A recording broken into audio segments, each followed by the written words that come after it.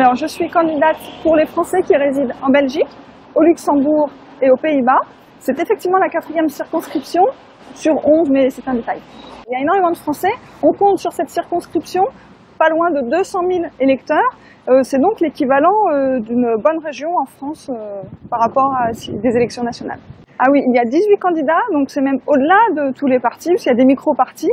Les élections législatives sont très importantes, notamment pour obtenir des financements pour les partis, ce qui explique qu'il y ait pléthore de candidats. Alors, est-ce que tous les partis principaux se présentent? Le parti de Nicolas Dupont-Aignan, Debout la France, ne se présente pas. Non, il me semble qu'il n'est pas déposé de candidat. Reste à savoir si c'est pour ne pas nous gêner ou si c'est parce qu'il n'avait pas envie d'être présent sur cette circonscription. Les résultats des élections de Bruxelles peuvent effectivement nous laisser penser que le candidat Macron, enfin le président Macron désormais, pourrait obtenir une majorité grâce aux élections en Belgique. Toutefois, il ne faut pas se leurrer, les fonctionnaires qui travaillent au sein des institutions européennes voient aussi le fonctionnement de l'intérieur. Et ils constatent aussi un fonctionnement très antidémocratique, que ce soit dans le non-respect des souhaits du Conseil, l'ensemble des États membres, ou dans le non-respect des vœux du Parlement. Donc, il y a quand même des fonctionnaires qui ont manifesté, y compris auprès de moi directement ou auprès d'autres collègues, un soutien franc auprès des idées que nous portons pour réformer l'Union européenne.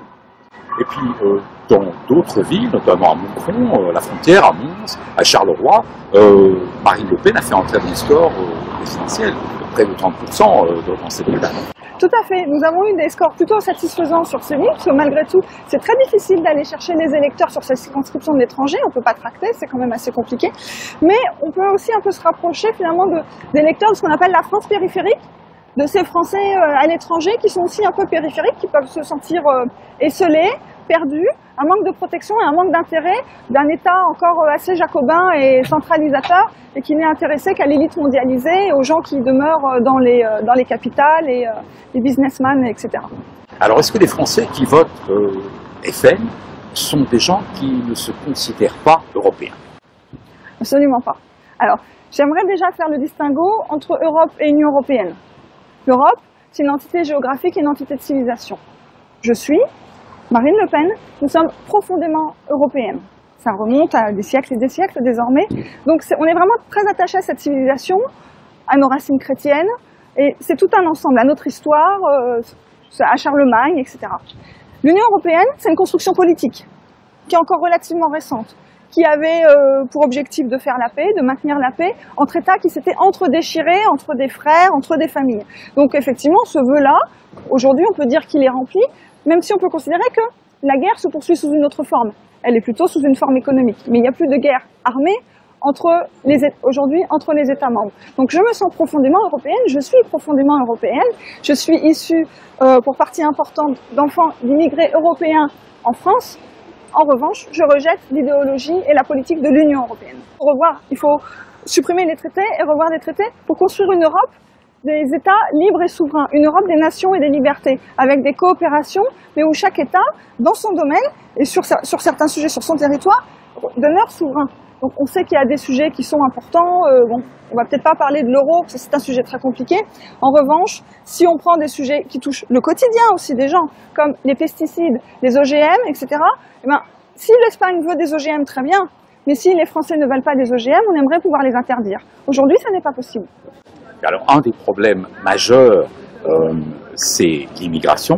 Marine Le Pen avait une position forte là-dessus. On l'a vu dans le débat face à Macron, elle a marqué des points très nettement. Macron ne sait pas très bien quelle était sa propre politique en la matière. Nous sommes ici à Molenbeek. Alors, les Français connaissent Molenbeek. Les Français connaissent très bien, trop bien Molenbeek. Il faut souligner que Marine Le Pen porte l'idée de lutte contre l'immigration qui est majoritaire chez les Français. Aujourd'hui, les Français en ont vraiment assez et considèrent qu'il y a vraiment beaucoup trop d'immigrés et qu'il faut mettre fin à cette immigration massive. Les chiffres officiels sont de 200 000 par an. On sait très bien que c'est beaucoup plus. Macron, lui, a été très clair. Régularisation de tous les sans-papiers, accueil des migrants, il veut toujours plus d'immigrés. C'est un vieux combat. C'est importation de main-d'œuvre pour faire peser les salaires à la baisse et évidemment toujours prélever plus d'impôts, etc. Pourquoi Molenbeek? Pourquoi j'ai choisi qu'on se rencontre à Molenbeek? Parce qu'effectivement, c'est un lieu qui est désormais très connu des Français à cause des terroristes. Depuis les attentats, novembre 2015 à Paris, Mars 2016 à Bruxelles, les Français connaissent Molenbeek, on sait tous que c'est aujourd'hui la Mecque du djihadisme. Nous sommes ici sur la place communale, vous avez ici la mairie, derrière vous, vous avez la maison familiale de Salah Abdeslam, qui était en cavale pendant plus de 4 mois, qu'on a retrouvé à quelques rues d'ici, puisque Molenbeek, contrairement à ce que dit Macron, les candidats du FN ne peuvent pas aller partout. Je suis ici, candidate du Front National à Molenbeek. En revanche, je sais que pour la police, c'est très compliqué de venir à Molenbeek. Molenbeek, pourquoi? Parce que finalement, c'est le résultat d'un laboratoire politique et social, tel que l'a annoncé l'ancien maire socialiste.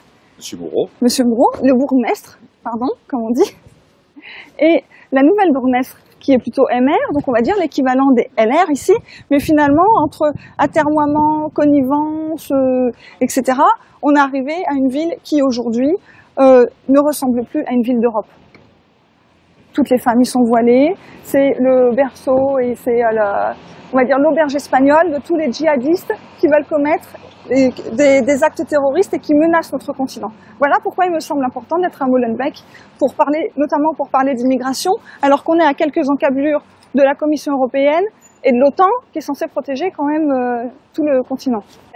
On a aussi des Molenbeek en France, dans le 93, à Lunel, à Lyon, à Tourcoing. Il y a de plus en plus de zones, cette France est de plus en plus parsemée. Vous avez eu l'été dernier le meurtre en plein office d'un prêtre qui a été égorgé pendant la messe en Normandie.